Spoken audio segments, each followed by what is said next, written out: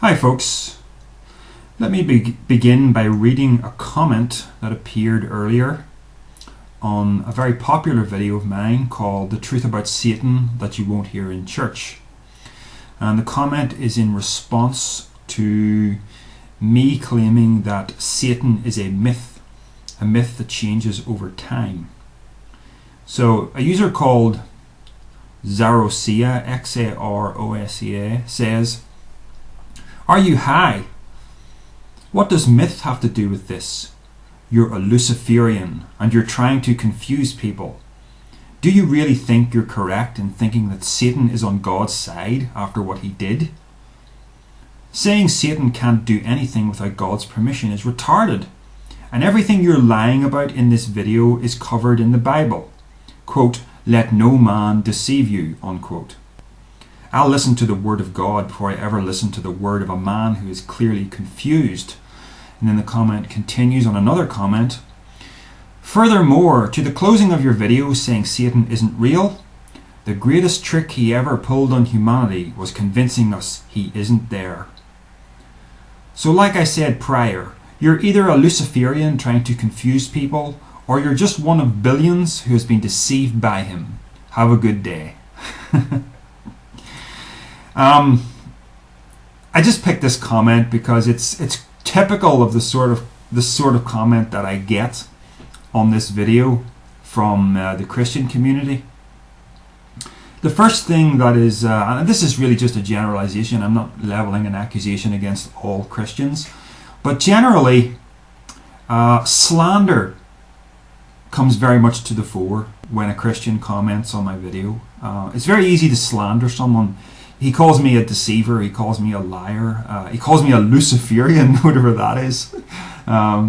It sounds like he's buying into the sort of conspiratorial, paranoid delusion nonsense about, the government being Luciferians. It's sort of stuff that you might get if you spent a little too long on the Alex Jones channel. But if I was rebutting a video that I disagreed with, I would rebut the content of the video. I would not make a personal attack on the person who made the video, because he doesn't care what I think of him, just like I don't care what this person thinks of me. It doesn't make any difference to my life one way or the other. So you don't win arguments by slinging mud. But a lot of Christians don't seem to realize this. They seem to think that if they just sling enough mud, that means they have won. And what does that say about these people? It says that they're basically incurably irrational. And it actually is a disappointment to me, because I used to be on this sort of vibe that there might be some sort of spiritual awakening on the horizon for humanity in the not too distant future. But that has been crushed, because the truth is more that there is a general morass of humanity who are not rational and are not really capable of being rational. And so it's not that we're going to bring everybody into the truth, everybody's going to wake up to the truth. It's more that there will always be the esoteric for people who are able to understand it, and the exoteric for people who can't.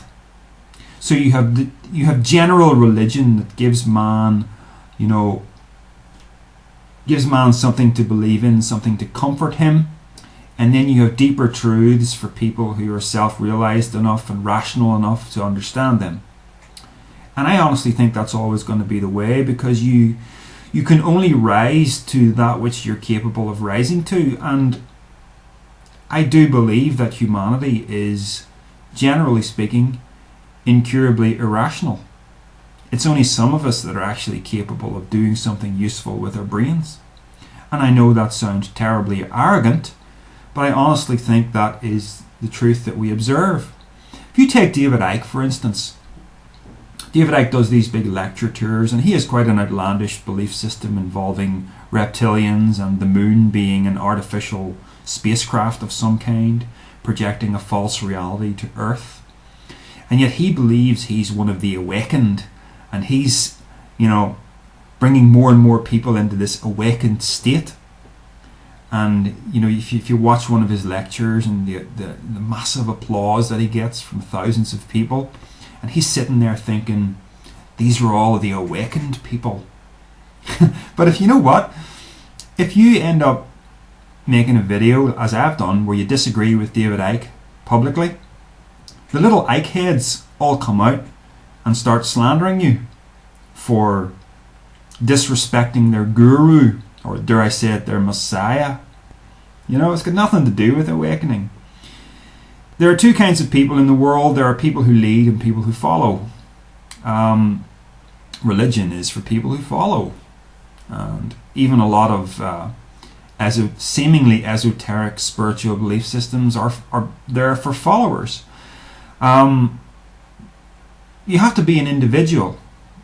If you're going to be a real thinker, you have to be an individual. And more than that, you have to be an individualist, as in someone who recognizes that he doesn't need to join a particular group. It's all about being yourself, thinking for yourself, disagreeing with people you disagree with because you disagree with them, and not needing to be accepted by them into some particular tribe or other. And when you're in a position like mine, where you're not exactly looking for people to follow you, you just want to stimulate people to think for themselves, you find that there are other people like you, in the sense that they have their own individual belief systems that is something like mine but not quite the same, and neither of us feel any particular need to convert the other to the other's position. You know what I mean? We're happy letting iron sharpen iron. And that is, to me, the best way to live. Share information with people. Listen to them also, because you have to, your own errors need to be exposed as well. So, anyway, I'm getting off topic from what I really wanted to talk about, was basically the attitude of Christians. And in particular, I made that video about the devil, about how the devil isn't real and can't be real because he is an evolving myth over a wide span of time. That's provable. I'm sorry, but that's provable. You just have to do the hard work. You've got to do a lot more than listening to the preacher in your pulpit, and you've got to do a lot more than simply reading the Bible itself. The Jews around 600 or 500 BC or thereabouts were in captivity in Babylon when they were rescued by King Cyrus of Persia, and he restored the Jews back to their original homeland, but under his rulership.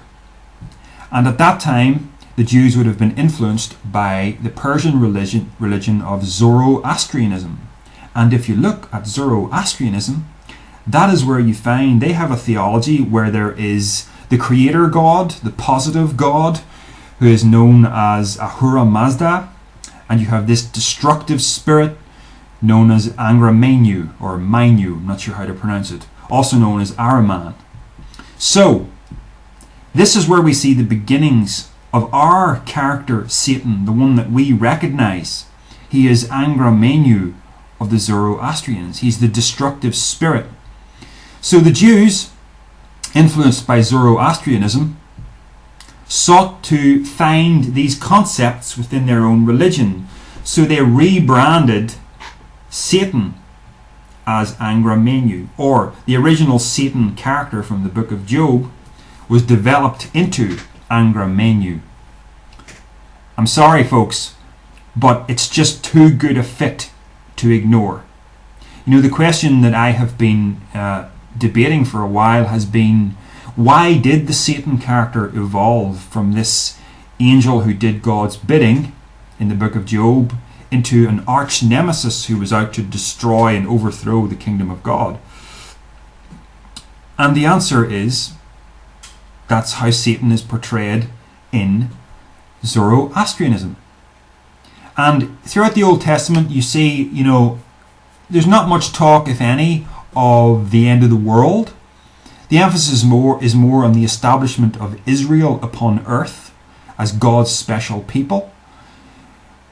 But in Zoroastrianism, we have a kind of a more apocalyptic theology where the whole world or the world order is heading towards a kind of a culmination in the destruction of everything. And of course, that's what we find in the New Testament. So there we have Zoroastrianism influencing Judaism and, by proxy, Christianity. Although I called it destruction, it's this culmination towards a final battle, towards the universe being restored under Ahura Mazda into a state of perfection. So these are all Zoroastrian ideas at the core. And I think there's even more than that, but I can't think of them just offhand. So there's no doubt that Zoroastrianism is a huge influence on Judaism and Christianity. That's not something I just made up, but it's something that the vast majority of Christians have no awareness of. Religions change over time. That is a fact. They don't, when you consider the rise of Christianity in the early centuries AD, notice how it took on board elements of paganism. The reason you have a Christmas tree and an Easter egg is all because of paganism. The reason why Jesus' birth is celebrated on the 25th of December is because of paganism. The reason why Easter is celebrated at that particular time is to do with paganism, to do with the rising and setting of the sun.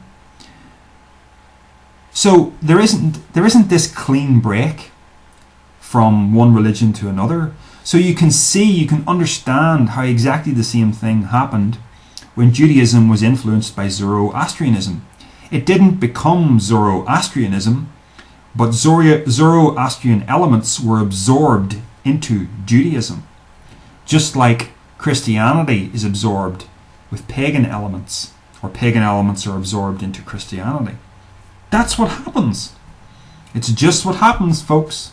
I know you'd like to believe that God spake through his prophets and absolute truth was communicated down to mankind, but that's just not how it was. That's an idealized thing that you would like to believe, but isn't realistic. So Satan isn't real. He can't be real.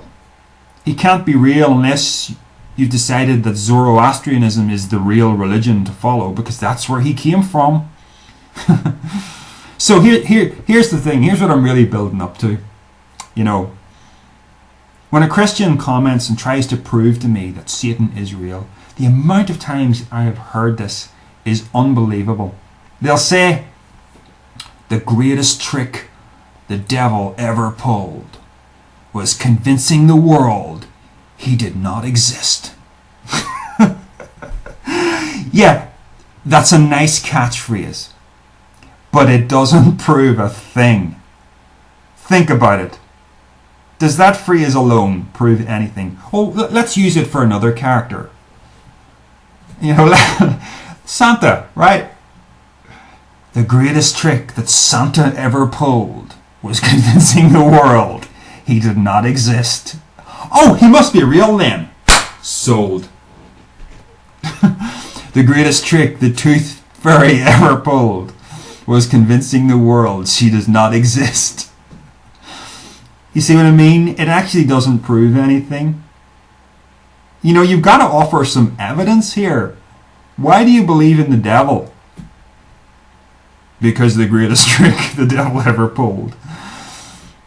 Come on, folks. And you know what? All this tells me is that you people are irrational. You have no standard whatsoever of knowing how to differentiate truth from error.